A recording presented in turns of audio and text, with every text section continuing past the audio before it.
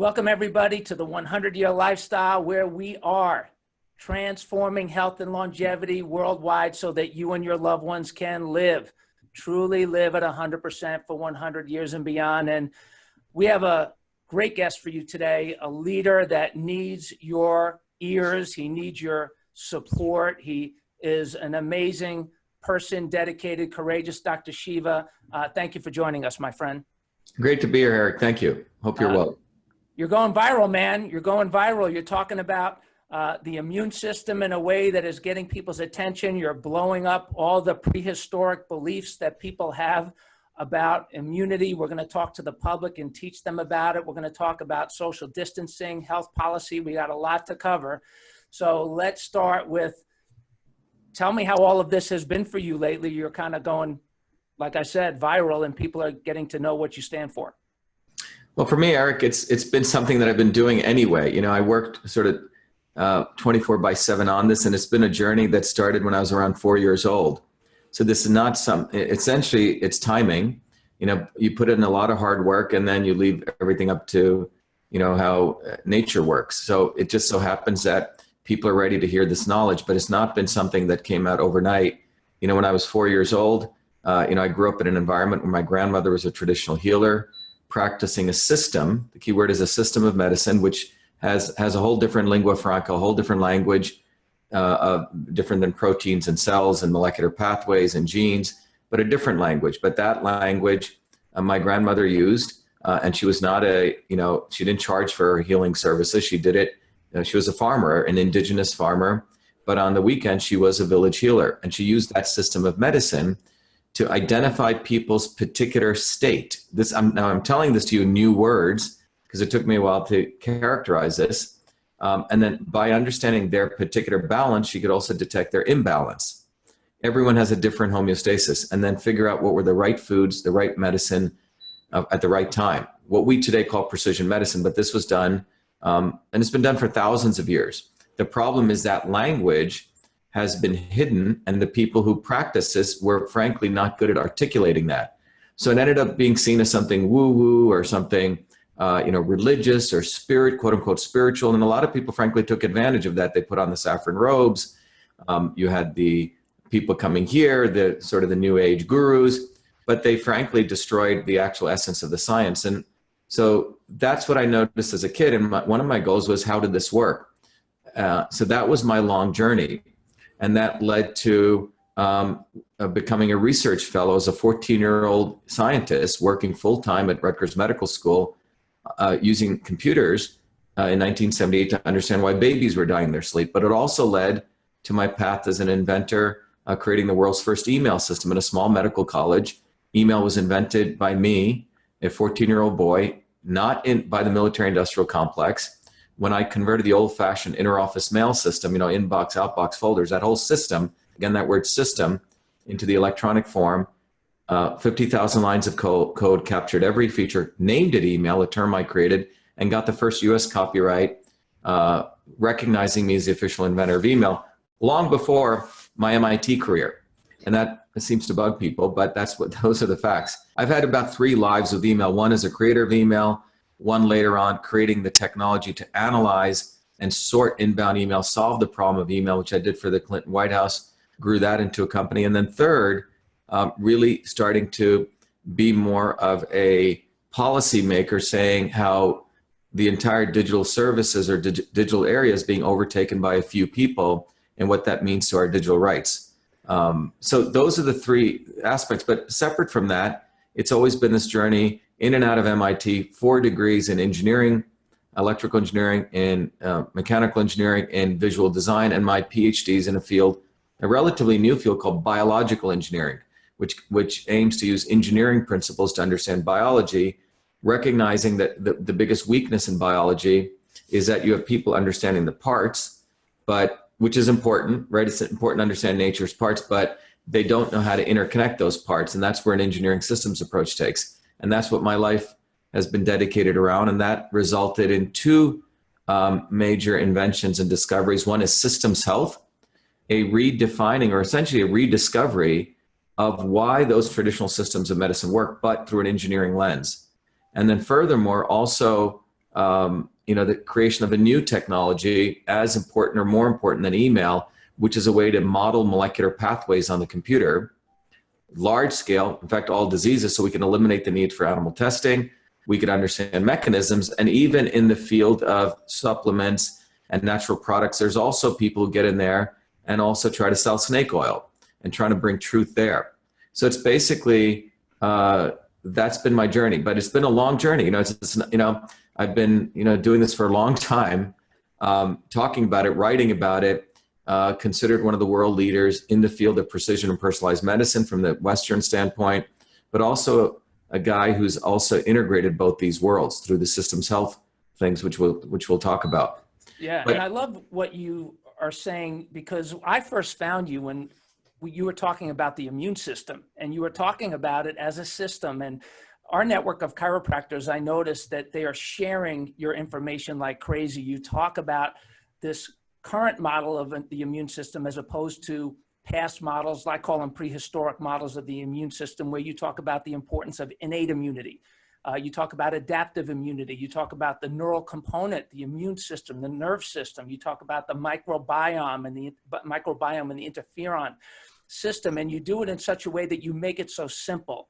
And as our network of chiropractors and our patients and the people that we are reaching all over the world, they are listening to you now, and they want to know, can you simplify it for them in the time that we have? What is the connection with all of these things?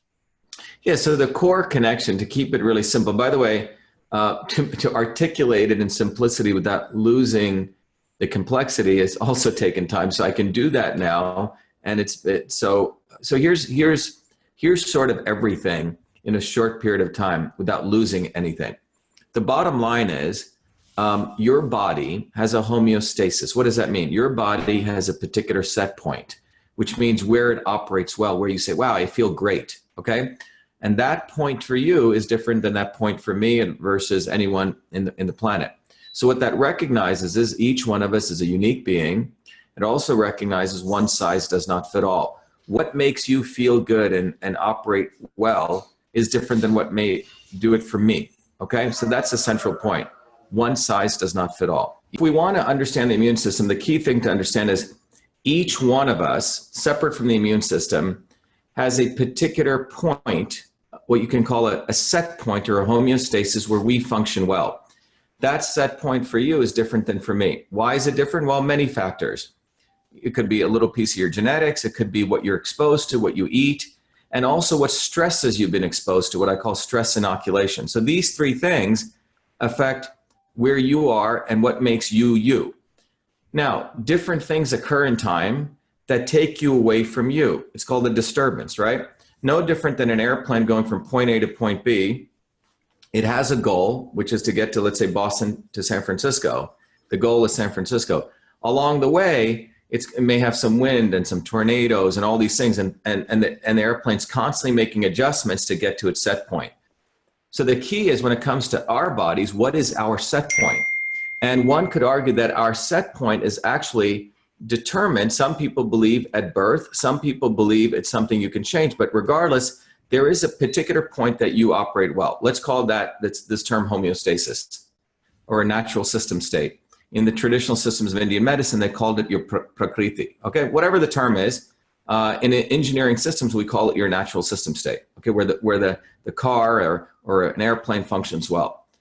So the purpose there is, so the reason I bring that up is your immune system is really the operating system of your entire body, because it is billions of years old. If you believe in evolution or natural design or whatever you believe in, it's the foundational system that governs everything above it. It's like the operating system. It's like the iOS or the Android. It's the OS, and all the apps run on it. So if the immune system is operating where it's supposed to be operating at, everything else, falls into alignment. So that's the core. So what is the immune system, and how do we define it? Well, in 1962, when, for example, the National Vaccine Act was passed by John Kennedy, they had an understanding of the immune system. And that understanding was a very nascent understanding. It basically had two boxes. One was called the innate system and the adaptive system. And the idea was these two boxes communicated together a pathogen came through box one, which was the innate system. So it was a virus, bacteria, fungus, whatever. And the innate system really represents all the outer layers, the superficial layers of your body that interact with that. Your eyes, your nose, your respiration, the mucus in your gut, everything that get in your skin. And that system tried to ward off that pathogen. It was almost like your Marines or your infantry. They just go after it with all different kinds of cells, macrophages, neutrophils.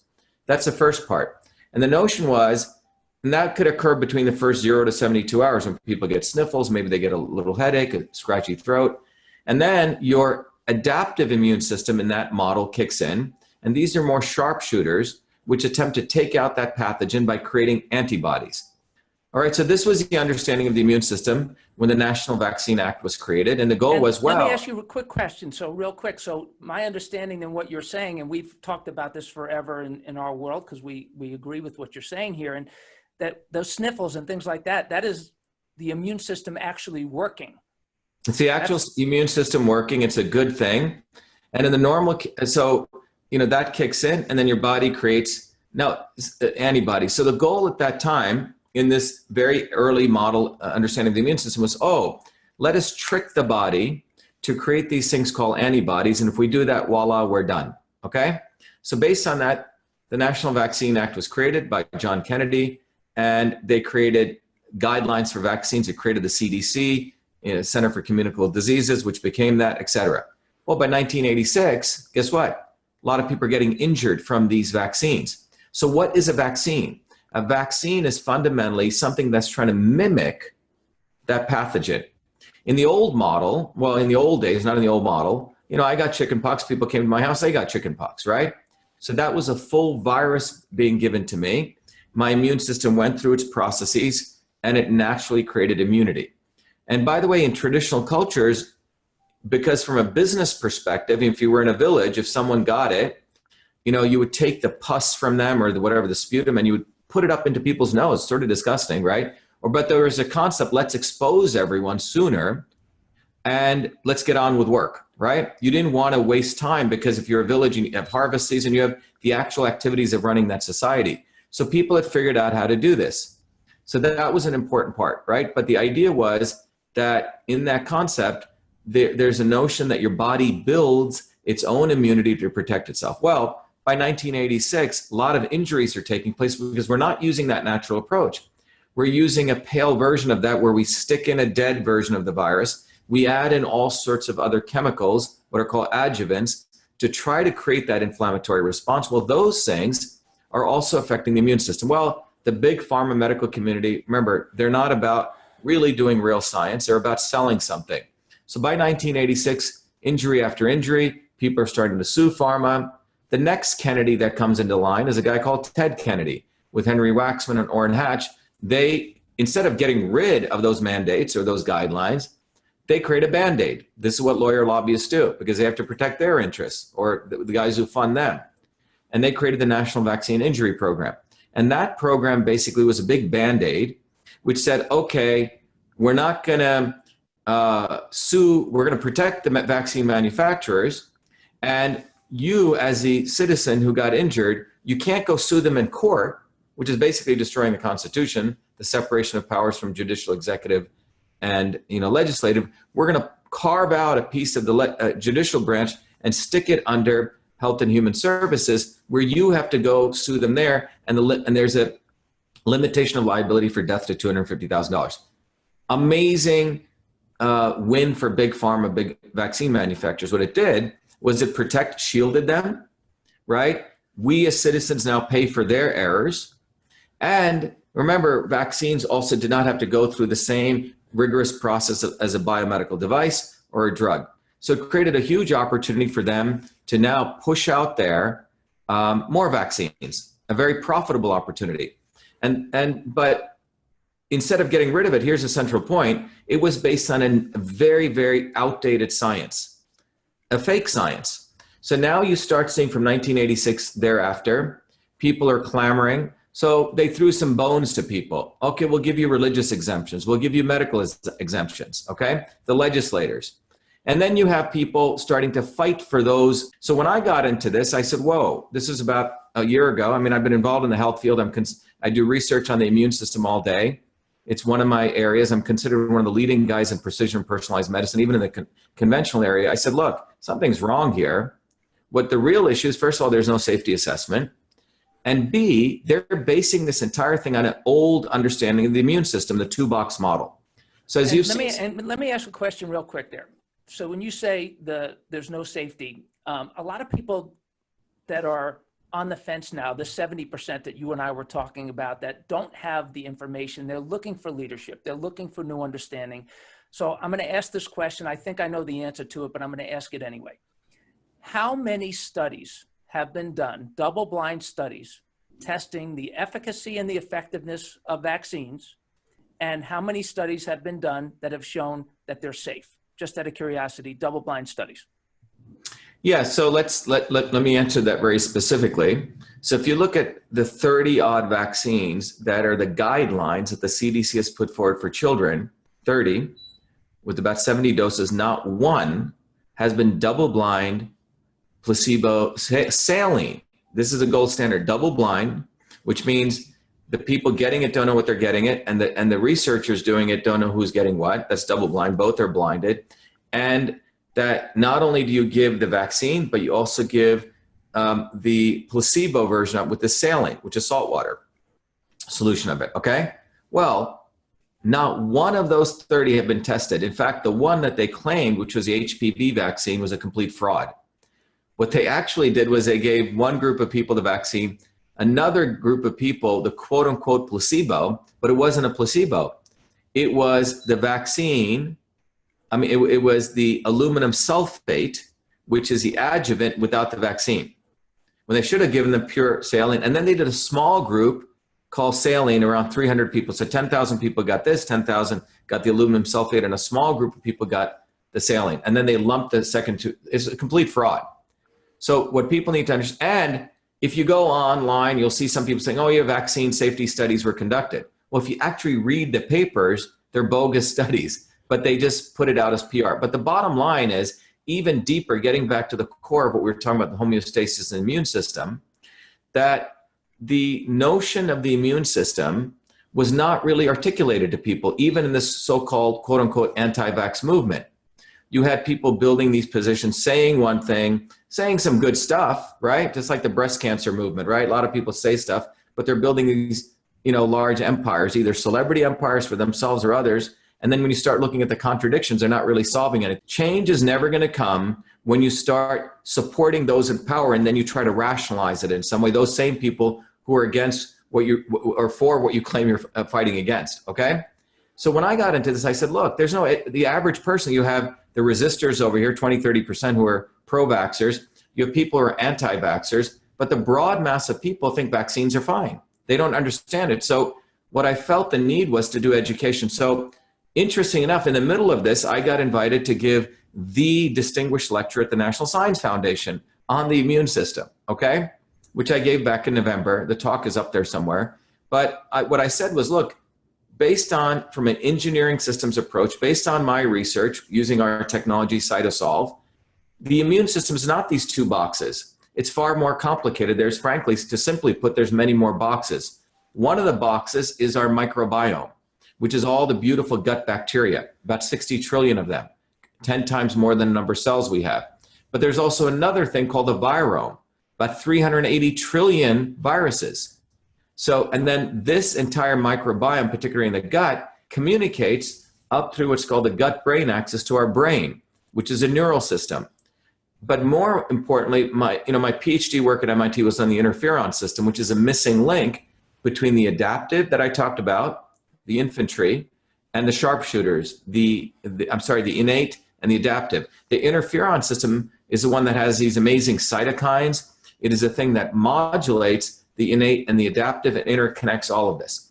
So I presented this, to a number of scientists and engineers at the NSF meeting. And I said, look, one size fits all. When you look at the complexity of this, makes no sense. To think you're going to promote 30 vaccines to everyone in a standardized model, no one would ever do from an engineering standpoint. There was no argument here. The only people who argue about this are, frankly, big pharma, victimized, uneducated MDs. There are a lot of people go become medical doctors with a lot of, sense of nobility, but the entire 4-year model of the medical education system is basically a model to pummel you to become a robot. If this, then this. If this, then this. You could easily replace most of these guys with AI if they follow that model. I'm not saying there's not some good doctors, but it's a big pharma model. So in that model, the typical MD knows nothing about the immune system. They know, in fact, pediatricians know even less. If you even ask them, what is a Cathelicidin? They can't explain. How many of you can explain the interferon system? They can't explain it because they don't learn that in medical school. They've just learned that old 2-box model. And still to this day, the fundamental thing that I started articulating was the entire vaccination model is based on that old 2-box model of 1968, in fact, of 1915. So at worst, it's outdated. I mean, at best, it's outdated. At worst, it's a fake science. So using a fake science understanding of the immune system in 2 ways. One, the complexity. And second, the fact it is not the virus. It is not the bacteria. And everyone should listen to this carefully. It is not this pathogen that comes and eats away at you and hurts your body. It's not this pathogen. This is what even most MDs think. Oh my God, you could get Ebola. The Ebola virus goes in and starts eating away at your arterial endothelial tissues and you start bleeding. That's not what's going on. Or this bacteria is attacking you. It's not what's going on. What's actually going on, if people actually study the immune system and the actual science, is that the immune system is modulating itself if, very important if you surround that immune system and you allow it and you provide it the right nutrients, the right environment. And when the immune system is given that, it just operates beautifully. You don't even have to think about it. It maintains its set point. But if you are disturbed, massive amounts of stress, massive amounts of social isolation. A great paper I just shared yesterday was, loneliness is a molecule. It was an article of a paper that came out, but we have data, clear data at the molecular level that when you disconnect people, like quarantine people, put them away, in this minimum security prison we're living in right now, in that model, what it does to your regulatory functions, a gene expression is you start down-regulating antiviral activity and you start up-regulating immune activity. And social isolation is worse than obesity, the detriments of obesity, high blood pressure, and smoking. These have been shown. So wow. Let me just, you're going like a racehorse here. You're covering a lot of things. I do want to talk about the social isolation in just a minute. I want to back up a little bit because I think a couple of things you said for the public that is watching this, that is making choices, their minds are wide open. A couple of things. Vaccination somehow through drug company marketing, et cetera, became synonymous with immunization and immunity. And what you're saying is that that's not true, that they are actually. No, it's a marketing model, okay? The vaccine, you have to understand, pharma companies, a good portion of what they do is the old fear, uncertainty, and doubt IBM marketing model. Create fear, create uncertainty, create doubt, and then you sell something. That was how IBM used to sell, Big Blue, right? We're the trusted people. Why do you want to go with the small guy? We'll always be there for you. What happens if your computer breaks down, right?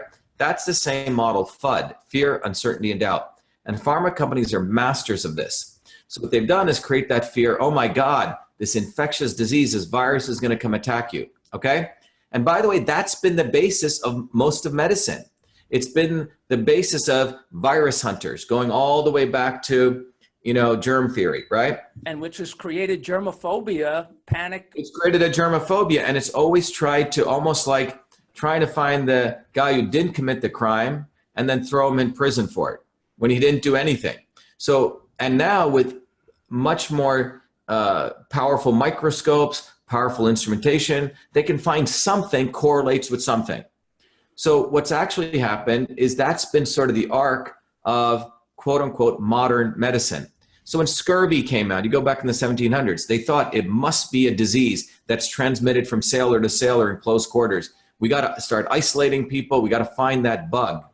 Well, it turned out it was vitamin C. When vitamin C, it took them 100 years, even though people on the ground were starting to give people limes. That's why sailors were called limeys. Or pellagra, people's skins would start just falling apart and the scaliness. They thought that must be from Italians bringing it from Italy, right? There's something dirty with them, or we have to quarantine people. Well, it was basically a niacin deficiency. And that was discovered when people actually noticed that the farmers were eating corn and the doctors and wealthier people were eating meat and vegetables, right? So the corn had very low levels of thiamine, but for years, nearly 50 to 100 years, it must be a microbe, and so on. HIV, the HIV, one of the biggest frauds that was done was saying HIV creates AIDS. Total fraud. And that's how Anthony Fauci built his career. But it's always been this thing about your body is weak, that germs will kill you. We're going to find that germ and we're going to vaccinate it or give you some pharmaceutical drug to protect you. That's been the foundation of this conventional medicine model. But it doesn't talk to the truth, which is a suppressed immune system, which is when you're depressed, when your system is offset with that disturbance, and that disturbance creates stressors, so your body is not functioning optimally. So what you do is you have a weakened and dysfunctional immune system, and your own immune system, and this is a central point, when your immune system is not operating where it should be, it's operating at some other point, your own immune system is firing not on 6 cylinders, maybe 1 cylinder, and that 1 cylinder overreacts. Let's say with cytokines, you've screwed up your innate immune system by eating too much sugars, you've depressed your macrophages, you've depressed your T cells, and your cytokines are the only thing. Your body only has got one little weapon, and it starts firing it like crazy, like a mad soldier. And it starts attacking not only the virus, the glycoproteins of the virus, but attacking your own cells. And this the autoimmune issues that we have in this country, right? So many different. It's the autoimmune issues. Yeah, it's the autoimmune issues. But foundationally, and by the way, doctors don't know this. If they do, it's unfortunate that they're still practicing medicine the way they do. And this is where everyone needs to educate the doctors. Nice people, surgeons, by the way, they practice the military war medicine, very valuable if something horrible happens to you. But in day-to-day existence of life, I'm sorry, the MD frankly knows zippo about the immune system. And so if they did, they would understand it's a compromised immune system. And the discussion should move to, well, how do I boost my immune system? Well, there are many modalities. I mean, there's body work, there's what you put into your body, it's what you live around. All of these things can modulate how you boost up your immune system. I have a question because a lot of our listeners and viewers who are on edge with this, I've been in practice 35 years as a chiropractor. We have a lot of what we call lifestyle care people living their ideal 100-year lifestyle. We have a network around the country, around the world. And what we are finding and what our profession has found for a long time, that people that kept their nervous system healthier, posture, good balance, good alignment, a lot of the words that you're using, similar words, that their body's immune system functioned better. They seemed less resistant, or more resistant to infections and viruses and things like that, keeping that balance of the nervous system. Can you talk to us about why, specifically from a neurological perspective, why keeping the nervous system balanced? I know you have mentioned to me that that you see a chiropractor periodically, and you're Jennifer, who I just spoke to, happens to see a good friend of mine, Dr. Rausch. Yeah. Talk to us about why that is. Yeah, it's a good question. Look, I just published a paper about 2 years ago in one of the, what you would call the conventional great journals called Nature Neuroscience. And one of the things we did was we looked at every paper written on neurovascular diseases. Neurovascular diseases, things from ALS to Alzheimer's. I mean, you go down the list, Parkinson's, et cetera. Well, those neurovascular diseases, there's more and more of an understanding that it occurs when there's dysfunction in a organelle in your body called the pericytes, which is what control flow of blood from your endothelial into your brain. But one of the important things that came out of that, we took, again, a systems approach. We looked at the anatomical components, we looked at the molecular systems, and then we layered in all the diseases. What you find is many of these diseases, Western medicine likes to call them different diseases, but they're fundamentally breakdowns in different signaling mechanisms in your body. Those signaling mechanisms are an interconnection of many things. It's not only the vasculature, but it's the neurovasculature, which means your nerve system. Now, this can get broken down in many ways. It can get broken down from, well, if you're living around glyphosate all the time, if you're living around, horrible chemicals all the time, over time, that can start affecting that neurovascular system or that neural system or the vascular system. And we know this. So one of the important things to understand is when you look at the immune system, remember I mentioned it's not only the innate, not only the adaptive, the interferon, but you also have your gut microbiome and then your neural system. And the neural system is integrated to your gut microbiome. This is not a separate system. One of my uncles who's a gastroenterologist, he'd say, your gut is your first brain and your brain is actually your second brain. So these things are highly connected, and the neural system goes throughout your body, and it also integrates to your lymphatic system. So these things are tightly coupled systems. So how do you solve a problem? Well, if everything is connected, depends on where you want to come at it. You could come at it from, hey, I'm going to take vitamin D and A, which I think are very supportive, which I've talked about, but I can also come at it through body work, right? I can also come at it through supporting the neural system, because if there are things in your neural system that are off, that are not communicating properly, well, it's not like it just sits alone. Well, that system has a direct connection, to the other subsystems in your body, the neural system, the lymphatic system. All these things are tightly connected, your microbiome. So body work in particular, this is why exercise is important, yoga is important, getting, in my view, these alignments, because none of us is perfect. We all probably sit wrong at a certain point, or we stress ourselves out. These alignments are a physical way, but the physical way also has mechanical outcomes, right? Or chemical outcomes. Nothing in the body is basically what in engineering we call it a transducer, which means you can convert one form of energy to another form. So for example, there are things called piezoelectric transducers, or piezochemical. That means you do a mechanical action, which is piezo, it generates electricity.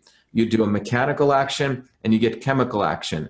For example, the fascia. When you put pressure on the fascia, that physical pressure, your fascia transduces that to chemical reactions. This is why massage body work is so powerful, because it innervates a whole subsystem of chemical reactions, which affect all the way down to your cytoskeleton, down all the way to every cell in your body and more.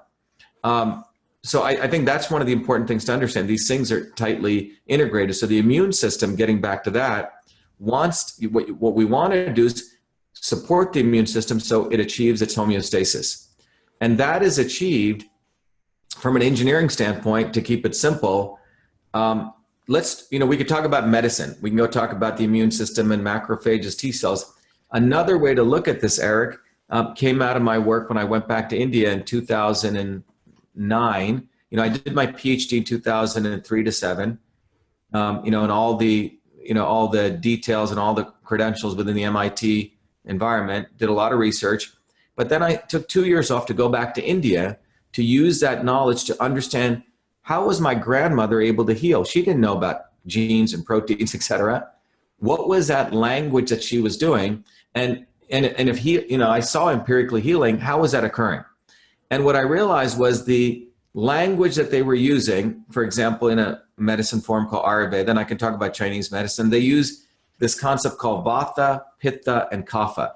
Don't worry about what they mean, but the fundamental reason is they try to diagnose your body where it is. They try to identify your homeostasis, and then they try to say, okay, where is Eric today? Well, he's off a little bit, right? That was called your Vikriti. In engineering system, we call it a disturbance. You're going from Boston to San Francisco. The plane is disturbed. It's off course. You want to bring it on course. So what I discovered was, in engineering theory, there are 3 terms. To keep it simple: transport, conversion, and storage.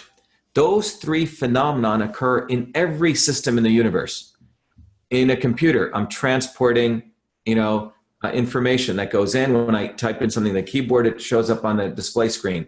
Conversion, the CPU takes 1 + 1 and gives me 2, right? Or storage, like your USB drive or storage. Well, in the body, we have those same principles. Transport, the movement of energy, matter, or information through you. The conversion, which is in your gut, and the storage. So one of the things that I'll quickly share with your audience here is that what I ended up realizing was that we could actually present this in a very simple way. And by the way, this is 40 years of work, but is that you could use the same methodology my grandmother used to when she looked at your face or diagnosis, We do it through questions, and you could figure out your particular homeostasis. To keep it simple, that red dot in this space of transport, conversion, is the three-dimensional grid here, is you, okay? So that's where your body likes to be. You could then figure out how your body has moved away from it. By the way, you don't need a tool like this if you're intuitively in touch with your body, okay? This is a crutch in some ways. But you could understand where you're off, and then you could understand how foods bring you back to you. The inputs. So it's the inputs are what, it's a control system. So no different than what happens when your plane is off course. The pilot, if he's good, will change particular inputs to bring you back on course. The cool thing is those inputs could be infinite number of modalities, right? Infinite opportunities. Food, you know, it could be herbs, it could be supplements, it could be body work, it could be yoga. So it's frankly, from an artistic standpoint, we're not like the problem in some of the new age community. Every year someone's putting, like you said, someone's face on something, the fat diet, the raw food diet, right? The keto diet. Well, I mean, you go down the list. But the reality is that's a very, frankly, a reductionist way of looking at the body. There are, you know, weather changes, different stressors. So the art of understanding this is from an engineering standpoint. So we created this whole language, but it's all based on engineering systems theory. So when you were talking about the problem, Eric, that chiropractors have, where they're not appreciated, that's the problem I wanted to address. So if we take it from hardcore engineering, in fact, when I used to teach this course at MIT, after I came back from India, I made this discovery. You know, MIT allowed me to teach a lecture series. 300 people would show up on a Thursday night. It was a 13-part course. And it was fascinating to watch, Eric. On one side of the room would sit all the Thai guys with their white jackets from Harvard or MIT or the engineers. And literally on the right side would be the chiropractors, the acupuncturists, and yoga people. These people would look over at these people, really upset they didn't understand them. And these people would look at these people with disdain. However, within about 2 hours, when you said, look, forget all your stuff, let's take an engineering systems approach, people said, wow, I get that. And then we actually evolved that into a course, which and the essence of this was I really wanted to redefine how medical education was even thought. And the goal was we created a way, and we ended up calling that systems health. And it was really to ignite a revolution for truth, freedom, and health. But the goal was we started teaching people a set of 6 courses. And we went back to basics. Let's teach you systems theory. Let's teach you systems biology. Then we taught you some Indian medicine or traditional medicine. And then we interconnected it. But the goal of this was to take people away from both their biases, to bring people something that was very fundamental, a new language. So but the essence of this was that everything in the universe, your computer works well at a certain point, right? If it gets a virus, you overuse it, it doesn't have enough hard disk space, it starts chugging along. So the essence of this is, let's understand that your body's immune system actually wants to support you. And it is dysfunction and weakening of that system that causes your body to overreact. Period. I love that. To be respectful of your time and to maybe wind out with some of the other things that I know you wanted to talk about and to mention your campaign, let me just give a quick perspective for our audience of what I heard, maybe using some different words. I love the triunes, the 3 words that everybody in every profession seems to have. We have a patient who is a good friend. She's an Indian woman, beautiful woman, Smita Daya. She talks about in one of our other podcasts about the 3 elements of Ayurveda that you just mentioned, and she comes in and gets adjusted. We'll see her probably just a little bit either today or Monday. And we talk about innate intelligence, that the body has this intelligence, innate immunity, interference. If it's interfered with, the body breaks down. And if you remove the interference, the body can find the balance. And what I love about what you said about how everybody came together, I really believe that we're in a time that so many groups and people that have been on parallel paths are starting to realize that, wow, we have to come together and support each other and work together and refer to each other and take care of each other, because we are not alone. And we have a big pharma thing out there, machine, that is putting trillions behind a lot of the fake science that you're talking about. And you're much bolder than me when you talk about some of the individuals like Fauci and some of these other people that are in control of these things. And I know you're running for office. So in 5 minutes that we have left, if you could just give your opinion on social distancing based on that report you did. And everybody go to Dr. Shiva, watch all his stuff, watch his stuff on the immune system, watch all his political messages that are really important. He breaks down where the money, follow the money, and where it's going and how it's setting policy that is dangerous for this country. Please go dig into all of that stuff, but talk quickly about social distancing. Yeah, so let me take a minute for talking about, the truth, freedom, and health, another minute talking about the social distancing, and I'll wrap up with the campaign. So first of all, it's taken me a while to be able to, I've been a student of politics because I grew up in a caste system in India where there was injustice as a kid. So I was deeply interested in revolutionary politics. How do you actually change the world for the better? So that led to a journey as an activist. You can go read about it. There's a picture of me burning the South African flag on the steps of MIT. MIT had investments in South Africa. I wrote the first set of papers which exposed, Monsanto, what they were doing in terms of the fact that genetically engineering, actually the genetically engineered organism is different than the non-genetically engineered organism. I was a guy, when I during my PhD graduation, I held up a huge poster, US out of Iraq, when it wasn't popular to do that. So I've been a fighter. But when you look at what's going on right now, and you apply systems thinking, where you realize everything's connected, 3 words emerge out of that everyone can wrap their heads around very quickly, because a lot of people don't have time to go do the work that I've done. And the simple way to think about it is truth, freedom, and health. Truth, freedom, and health. Truth, freedom, and health. That's part of a triangle. How are they related? Well, let's start with freedom. If we don't have freedom to question, to debate, to exercise what we want to communicate, then what you end up with, and freedom is necessary to practice the scientific method. The scientific method is you have some idea, it could be bogus or good, of how the universe works. You make a guess, you go play with the universe, you gather data, and from that data, if the data doesn't match your hypothesis, it's nonsense, right? It doesn't matter how good looking you are, what family you come from, as Richard Feynman said. However, that's called the scientific method. You go into it with humility, and if you don't have freedom, we're not able to practice the scientific method. What happens? We practice scientific consensus, which says, I don't care what the scientific method says. I'm the head of the NIH. I'm the head honcho at Harvard. I'm the one who designed this field, and you listen to me or you're never going to get a professorship here. Okay? So people fall in line to say, yes, the sun goes around the earth. We remember that story, right? Even though one guy had all the data, which was the world is flat. Right. So we go into the scientific consensus versus the scientific method. So what evolves out of that? Well, you get fake science. You don't get truth. You get falsehoods. So you've diminished truth. And with lack of truth, now you can essentially, you got people by the cojones. You can now create a fake problem and a fake solution. So you create a fake problem, and because it's backed by this fake science, which came from scientific consensus, which came from the suppression of freedom.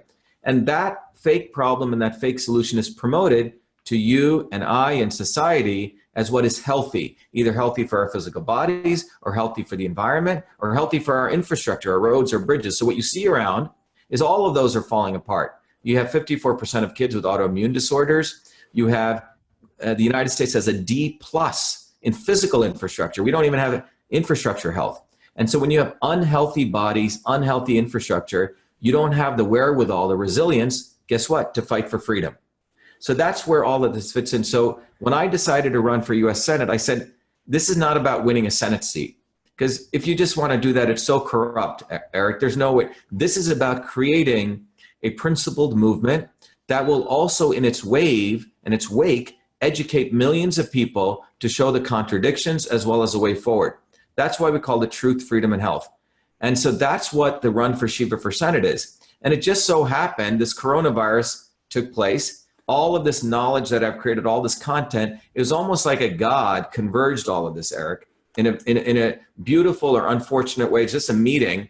So all of this knowledge is explosively going out because people have just been starving.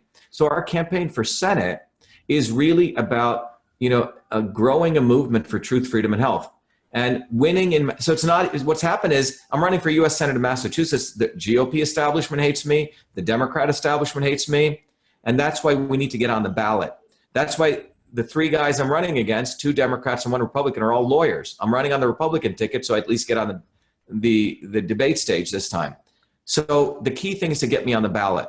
So if people go to shivaforsenate.com and you scroll down, they'll see a place. If you know people in Massachusetts, or you know people who, or you're in Massachusetts, we have to get 10,000 signatures, Eric. It's become so difficult to collect those signatures. So we tell people to go there, fill out a form, and we'll mail them the forms. It's very expensive. But we have an amazing volunteer base, and they can't collect signatures. My opponents have no volunteer base. So people should go there, sign up, let people know so we can get those nomination forms. We need about 7,000 more signatures in the next 10 days. That's number one. But more importantly, what we want to do is, as a part of the movement, if people give money to our cause, I give you a book called System and Revolution, because I hate taking something for nothing. And we also give you access to that tool, Your Body, Your System, so you can figure out how my body is a system, right? Forget the foods and all that, but the goal is for people to intuitively know, my body has a homeostasis. My body likes to be in a certain place. And what I do with my body can determine if I stay there or I get disturbed. So, in fact, what we just did, Eric, was yesterday, we told, given the times are so difficult, we told people, whatever you can afford, do it, and we'll get these tools to you. Because my great-grandfather was an indentured servant. He had nothing. He grew up as a poor, what we call a slave. That's what indentured servants were. But when he got out of that and he started doing his own work, he was very frugal. But when it came to education, he would give his life. He would do whatever he could to help anyone in the village. So that's what we want to do. We want to educate people, Eric, that the body is a system. And we want to share that knowledge, through your network, others. But we have to win in Massachusetts, because Massachusetts is the center of the deep state. If you think about it, this is a quote unquote, I can look over there at Boston Medical Center. This is a center of quote unquote the Mecca of medicine. And you're in a bunker right now, right? You're hiding in a bunker? Well, I'm not afraid. My point is the issue is, if you look at the two major institutes, MIT and Harvard, both of those presidents took money from Jeffrey Epstein. Both of those institutions have become highly corrupt institutions. They are the center of the deep state. Pretty much every major person who runs most of the governments went through Boston at some point.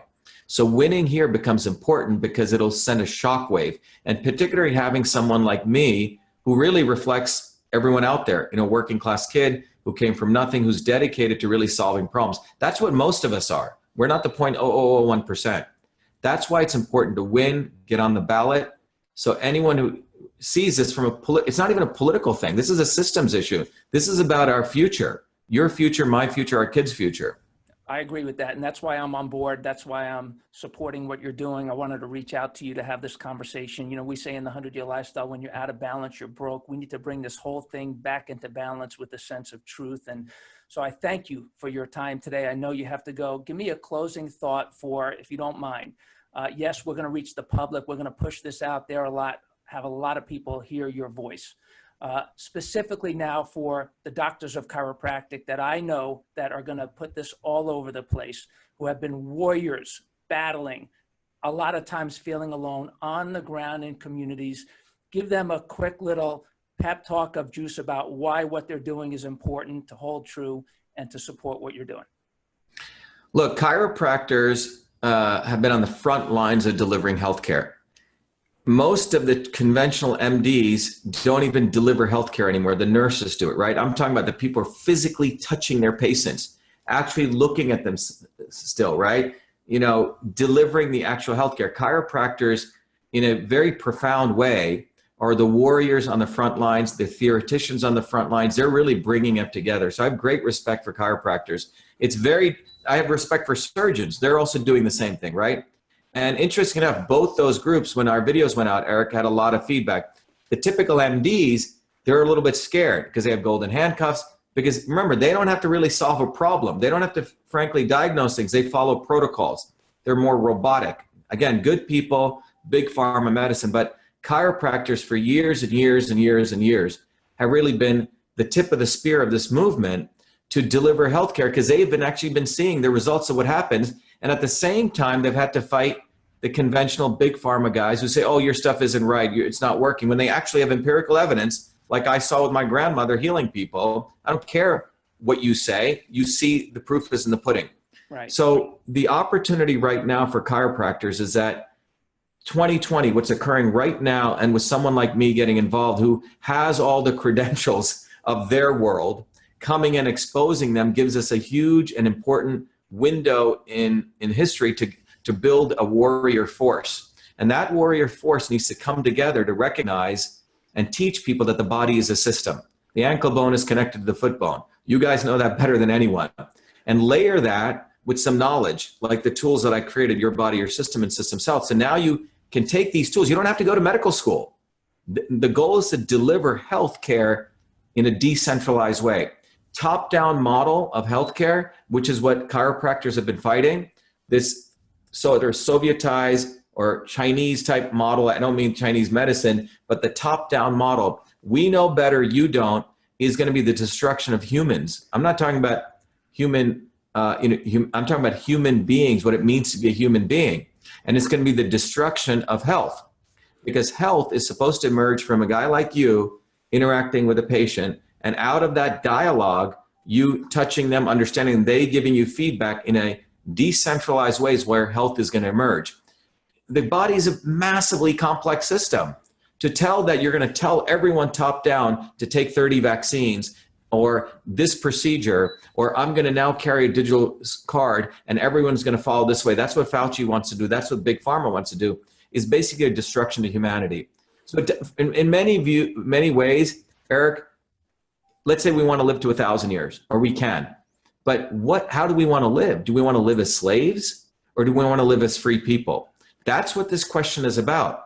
We're at a very important point. We can head into the golden age where people start taking a systems approach to the body, decentralized, connecting with practitioners like chiropractors and others, or do we go into the dark ages where we're treated as machines on a large network where we are mandated vaccines, everything we do is tracked. 200 million cameras is what China has. They watch your lip movements, they can figure out what you're doing. Wow. Is that the world we're going to go into as a world of free people? And that is why the chiropractic brotherhood, those people out there, brotherhood and sisterhood, needs to come together. And I just want to be a humble catalyst with the fortunate knowledge I was able to gather and support that process. But this is the time to act.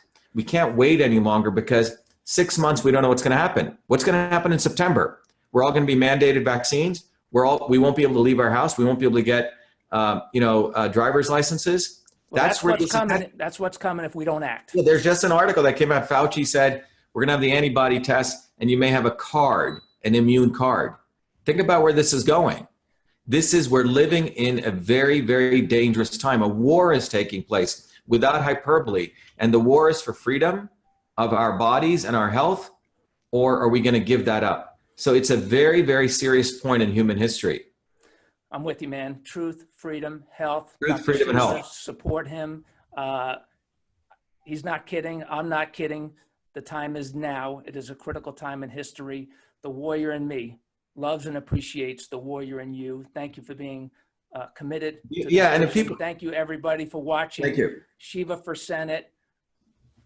Talk to you soon, my friend. Thank you. Be well. Thanks, Eric. Thank you. You too. Be the light. Thank you. Yeah, you too.